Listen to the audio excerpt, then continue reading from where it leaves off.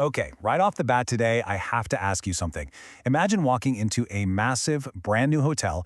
How long do you think it would take you to realize that the building itself was quite literally designed to kill you? That is such a deeply unsettling way to open an explainer, but you know what? It is completely warranted today.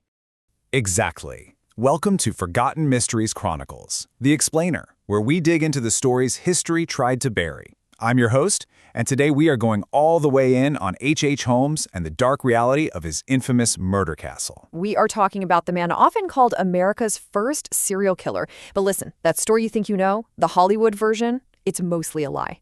The truth is actually much, much darker. Section 1. The Making of a Monster. So, before he was the terrifying H. Holmes, he was actually Herman Webster Mudgett, born in New Hampshire in 1861. As a kid, he was incredibly smart, which unfortunately made him a major target for bullies. The defining story here is that his classmates actually forced him into a room with a human skeleton. They made him put the skeleton's hands on his face, trying to absolutely terrify him. But it totally backfired.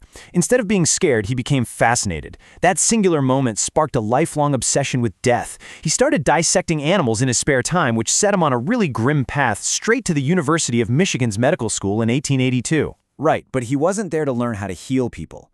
Holmes used his access to the anatomy lab to steal. He got heavily involved in body snatching, taking cadavers, and using them to defraud life insurance companies. He'd take out policies under fake names, disfigure the stolen bodies so they couldn't be identified, and just claim the cash. It established a terrifying pattern for him, using death purely as a tool for deceit. Which brings us to Section 2, Inside the Murder Castle. So Holmes eventually moves to Chicago, adopts his infamous alias, and buys a pharmacy in the Inglewood neighborhood. And right across the street, he commissions this massive three-story structure just ahead of the 1893 World's Columbian Exposition. He told everyone, his investors included, that it was going to be a grand hotel for tourists visiting the World's Fair. And this is where we really have to separate fact from fiction. If you read the sensational tabloid myths from the 1890s yellow journalism, they claim this place was a literal labyrinth of doom. We're talking secret torture chambers, trap doors, acid vats, a maze of dead-end stairs designed to trap people. It sounds absolutely terrifying, but the documented official findings push back hard on that narrative. The reality, it was mostly just an uncompleted hotel. The so-called secret rooms and hidden compartments weren't meant for elaborate torture. They were actually just used to hide massive amounts of furniture that Holmes bought on credit and never intended to pay for. The whole thing was just a giant fraud scheme. But let's be crystal clear here. Just because he didn't have Hollywood-style booby traps doesn't mean he wasn't a monster. The truth is, he didn't need trapdoors. His real killing methods were horrifyingly intimate and brutal. He confessed to suffocating victims with chloroform, deliberately overexposing them to lighting gas fumes, or honestly just trapping them in an airless vault. It wasn't theatrical. It was cold, calculating, and almost always driven by his insatiable need to steal their money and property. Section 3. Luring in the victims.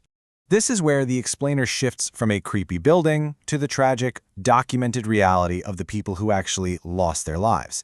See, Holmes rarely snatched random tourists off the street. His victims were usually people who crossed his path naturally, people who worked in his pharmacy, lived in his apartments, or became romantically entangled with him. Looking at the timeline of confirmed disappearances is chilling. On Christmas Eve of 1891, his mistress, Julia Connor, and her 5-year-old daughter Pearl just vanish. Holmes later casually claimed Julia died in a botched abortion and that he poisoned little Pearl just to cover his tracks. Then, in 1892, a young secretary named Emmeline Sigrid disappears. Her skeleton was actually later discovered in a local physician's house. And in 1893, sisters Minnie and Nanny Williams vanish. Holmes had charmed Minnie into signing over the deed to her highly valuable property in Texas, and once the ink was dry, neither sister was ever seen alive again. Which leads us to Section 4, the ultimate betrayal. If stealing property from unsuspecting women wasn't dark enough, Holmes eventually turns his sights on his closest friend, Benjamin Pitzel. He was a carpenter with a criminal past who operated as Holmes's right-hand man and accomplice for years. They concoct this plan for a $10,000 life insurance scam. The idea was to stage a laboratory explosion, fake Pitzel's death, use a stolen cadaver to fool the insurance company, and split the cash. Now, if you are a longtime viewer of Forgotten Mysteries Chronicles, you already know exactly where a plan like this is headed. Oh, for sure. When someone as ruthless as H. Holmes promises you a cut of a scam where you have to fake your own death, yeah, you are probably just going to experience an actual death. Exactly. The betrayal was absolute. Step 1, Holmes doesn't find a cadaver. Instead, he knocks Pitzel unconscious with chloroform and sets his actual body on fire. Step 2, Holmes and a corrupt lawyer easily collect the $10,000 payout. But step 3 is where this crosses from greed into pure psychopathy. Holmes manipulates Pitzel's grieving widow. He convinces her that Benjamin is actually still alive and hiding in London, and uses that completely insane lie to somehow take custody of 3 of their children, Alice, Nellie, and little Howard. Section 5. Capture and Confessions. So now Holmes takes these 3 unsuspecting kids on the run. He's dragging them across the Northeast and up into Canada, frantically changing aliases, desperately trying to stay one step ahead of the Pinkerton detectives, who are now hunting him down for the insurance fraud.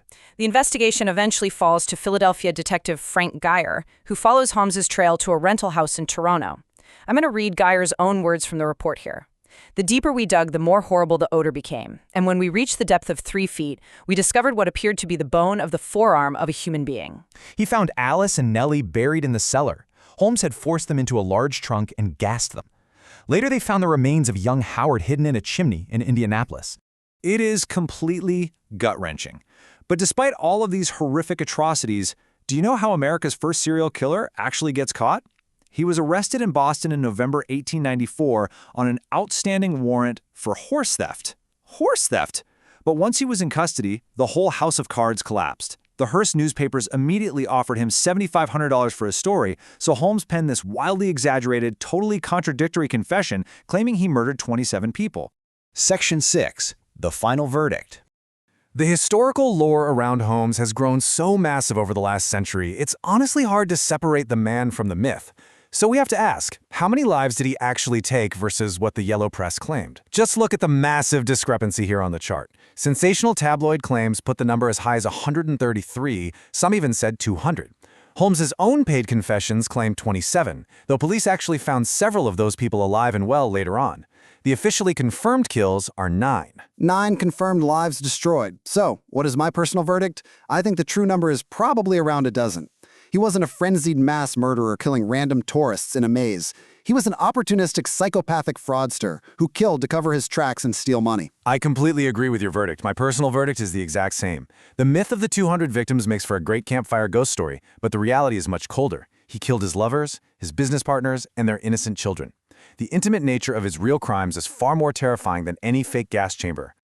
On May 7, 1896, H.H. Holmes was executed by hanging in Philadelphia. But the dark irony of his final request is just incredible. The man who spent his medical school days snatching corpses from graves was absolutely terrified of having his own body stolen for dissection. He explicitly requested to be interred in a concrete-filled coffin buried a full 10 feet deep.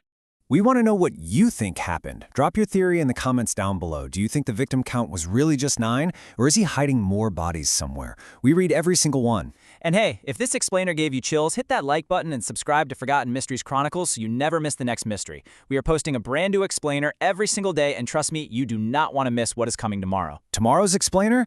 The Beast of Gévaudan, France's unidentified man-eating predator. I'm telling you, it is going to be an absolutely wild ride. Until tomorrow, stay curious. Stay skeptical. And never stop asking what really happened.